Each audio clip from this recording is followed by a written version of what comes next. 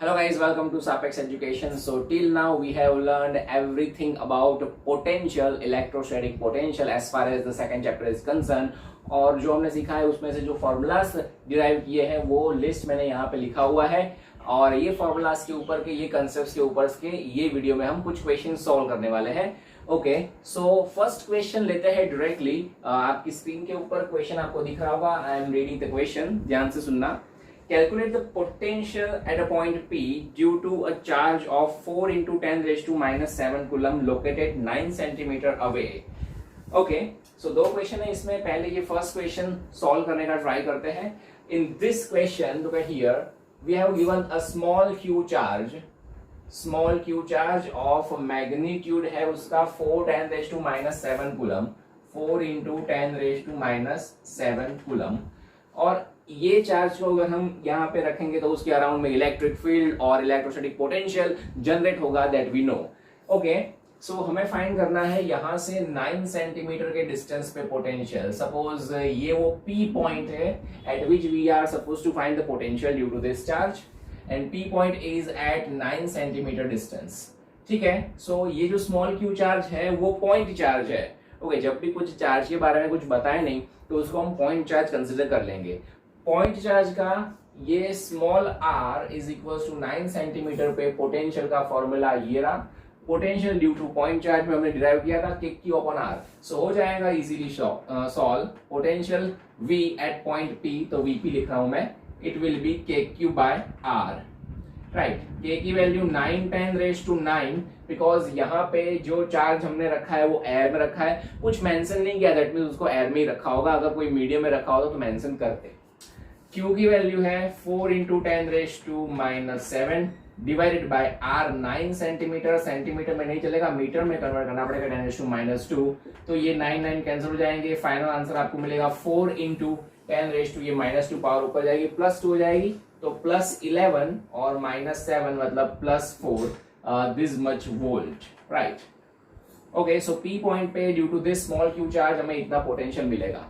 Now second question in second sub question in the question is, hence obtain the work done in bringing a charge of 2 into 10 raised to minus 9 coulomb from infinity to the point P.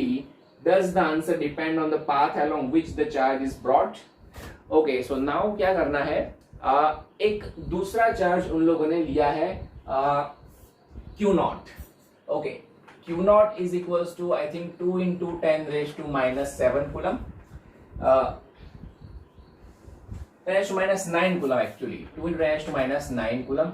ठीक है, ये charge को हमें infinite distance से. Now what does infinite distance mean कि ये जो already पहले से जो चार्ज रखा है उसके इलेक्ट्रिक फील्ड के बाहर वाले कोई पॉइंट से, मतलब यहां तक उसका इलेक्ट्रिक फील्ड है सपोज इतने एरिया में, और उसके बाहर वाले कोई पॉइंट से हमें Q नॉट चार्ज को P पॉइंट पे लेके आना है.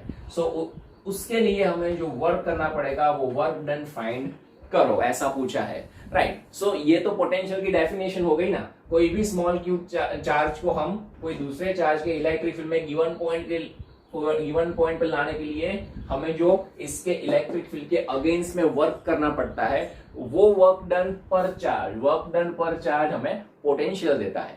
ठीक है, सो ये पोटेंशियल के फॉर्मूला से हम इजीली वर्क डन फाइंड कर लेंगे. So we can use the formula or definition of the potential. V is equals to W by Q. यहाँ पे W क्या होगा, इनफाइनाइट डिस्टेंस है यहाँ पे लाने के लिए जो वर्क करना पड़ रहा है वो. लेकिन ये जो स्मॉल Q है मैंने आपको बताया था, जो चार्ज को हम मूव करा रहे हैं वो चार्ज लेना है, ये नहीं लेना है. Right, so in this case we have to take Q naught. Okay, so from this W is equals to Q naught into V. हो गया काम. 2 into 10 raised to minus 9 into potential है 4 into 10 raised to 4. So calculate कर सकते हो आप. It will be 8 into 10 raised to minus 5 joule. Right, so this is the work done. So ये था first question. Let us see second question.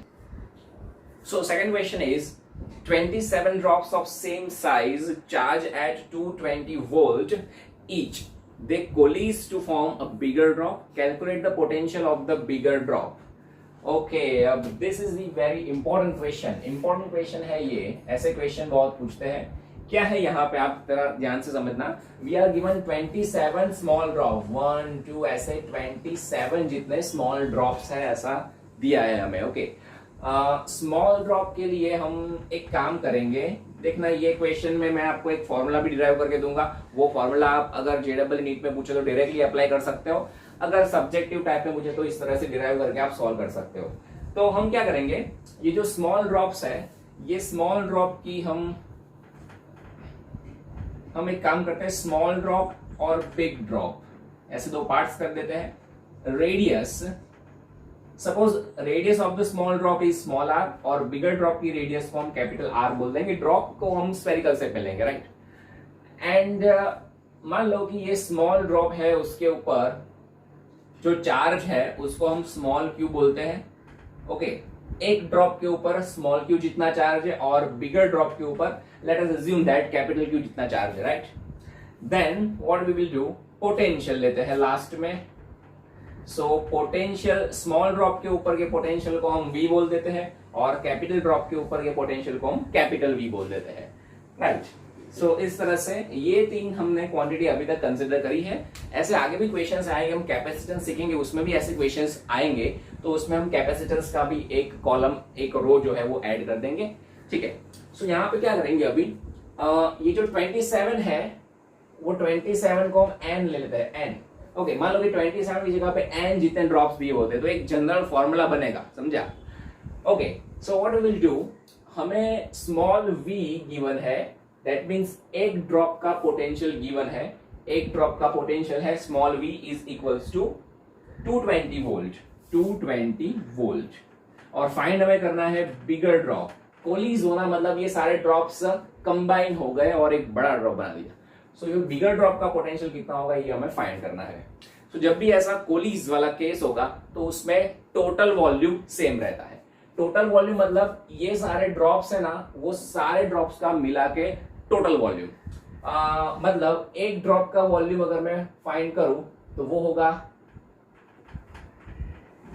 एक drop का volume होगा 4/3 pi small R cube, right, sphere का volume. लेकिन ऐसे हमने कितने n नंबर ऑफ ड्रॉप्स लिए हैं, तो n into 4/3 pi R cube, ये n नंबर ऑफ ड्रॉप्स का मिला के टोटल वॉल्यूम हुआ। ये सबका टोटल वॉल्यूम मिला के, और ये बिगर ड्रॉप का वॉल्यूम सेम रहता है, राइट, ऐसा ही होगा। और बिगर ड्रॉप का वॉल्यूम लिखेंगे तो 4/3 पाई बिग आर क्यूब ऐसा आएगा।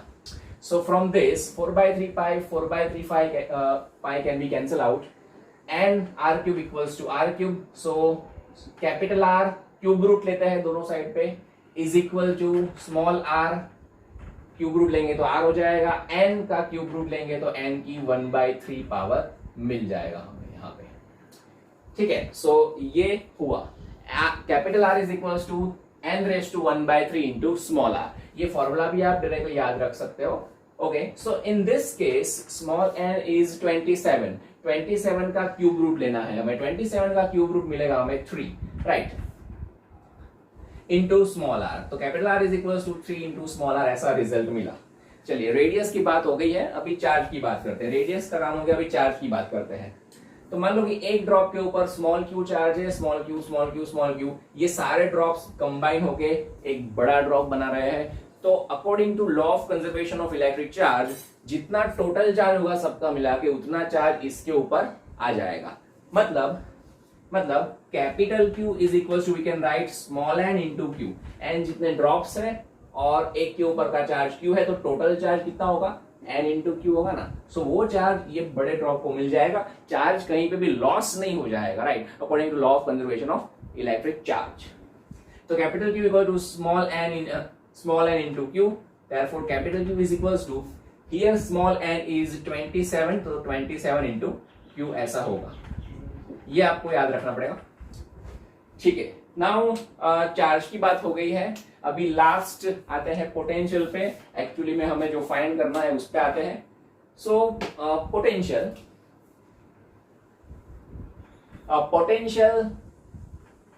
Of bigger drop, capital V, वो हमें फाइंड करना है, राइट। स्मॉल ड्रॉप का अगर पोटेंशियल फाइंड करें, स्मॉल ड्रॉप का पोटेंशियल V, तो उसका फॉर्मूला क्या होगा, K small q upon R, KQ by R, बराबर है। पोटेंशियल, ड्रॉप का पोटेंशियल मतलब उसकी सरफेस के ऊपर का पोटेंशियल। तो स्मॉल ड्रॉप है तो उसके ऊपर चार्ज स्मॉल q लिया है हमने, और उसकी रेडियस स्मॉल आर है, तो उसकी सरफेस के ऊपर पोटेंशियल के क्यू बाय आर आएगा। ये शेल वाले फॉर्मूला के ऊपर से आउटसाइड का फॉर्मूला लगाएंगे, यहाँ पे रेडियस लेंगे उसमें। तो ये स्मॉल ड्रॉप के ऊपर का पोटेंशियल हुआ है। नाउ हमें बिगर ड्रॉप के ऊपर का पोटेंशियल फाइंड करना है, तो capital V is equals to K, bigger drop के ऊपर का charge capital Q upon bigger drop की रेडियस लेंगे ना, बिगर ड्रॉप की radius capital R। Therefore capital V is equals to small k, capital Q equal to लेके आए हम small n into Q, that means 27 into Q। तो 27 into Q, पहले मैं n में लिख रहा हूं, चलो उसके बाद फॉर्मूला बनाते हैं, उसके बाद ये वैल्यू पुट करेंगे। तो स्मॉल n इंटू Q रखते हैं अपॉन कैपिटल R की जगह पे n 1/2 small r, n 1/3 small r।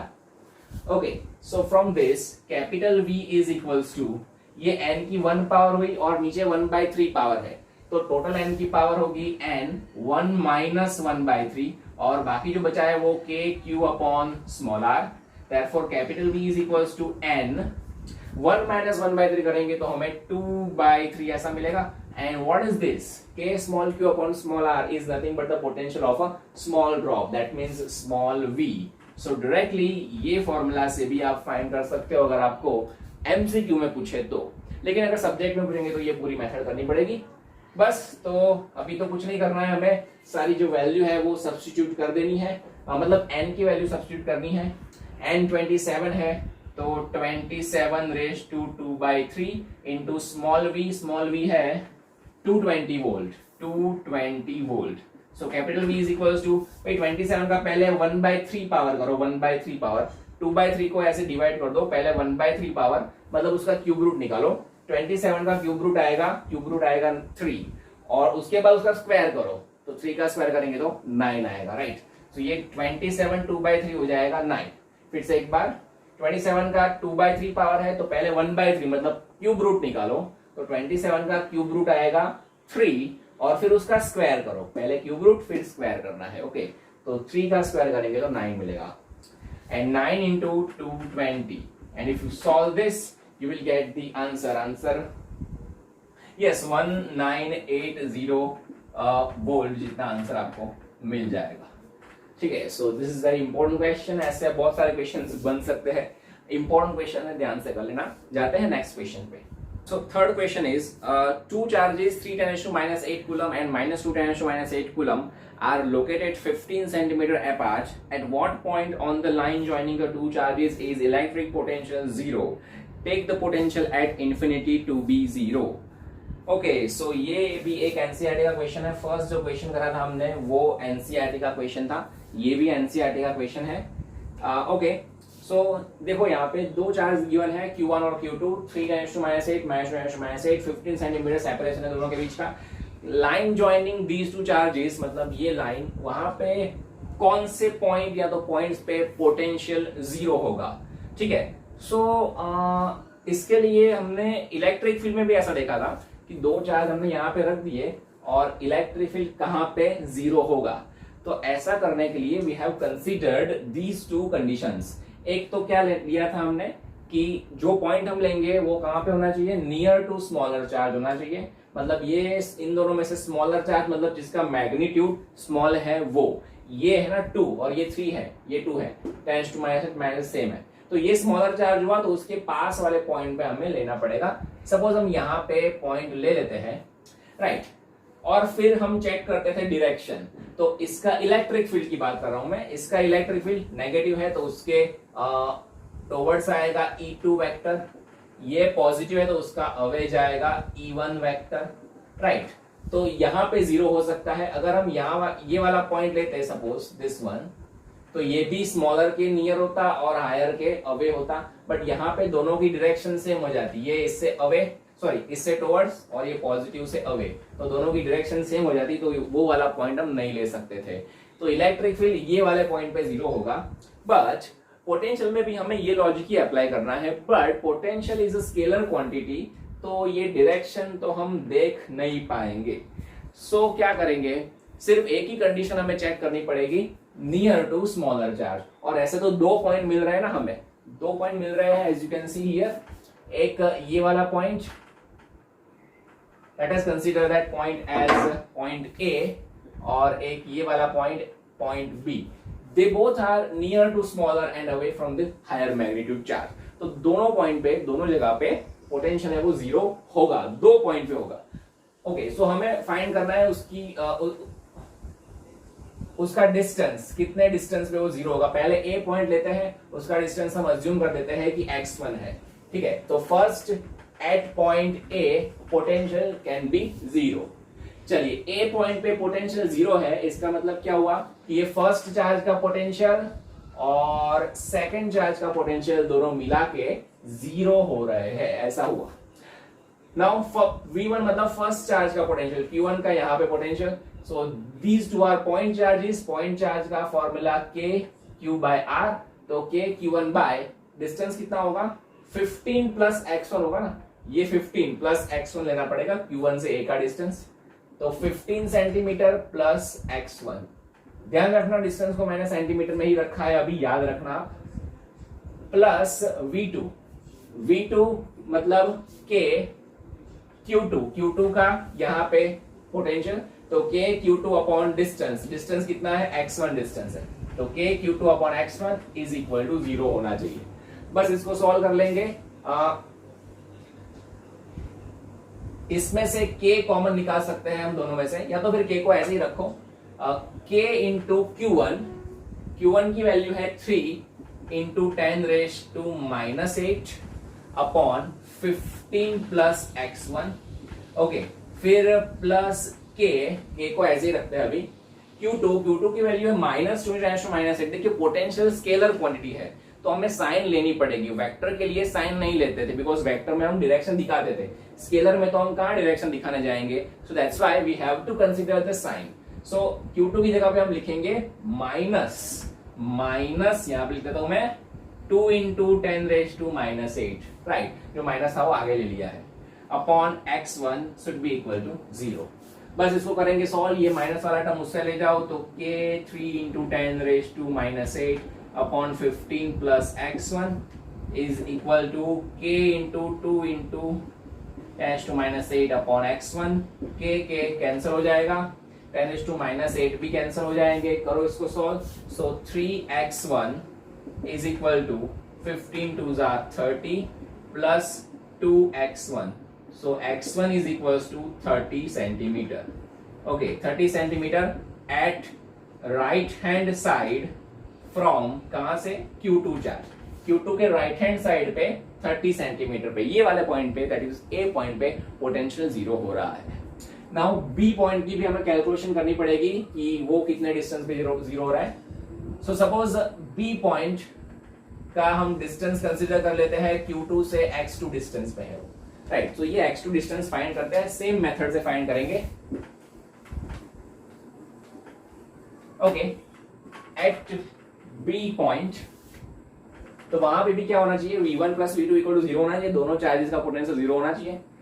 Again K V1, अभी देखो डायरेक्टली हम वैल्यूज रख देते हैं.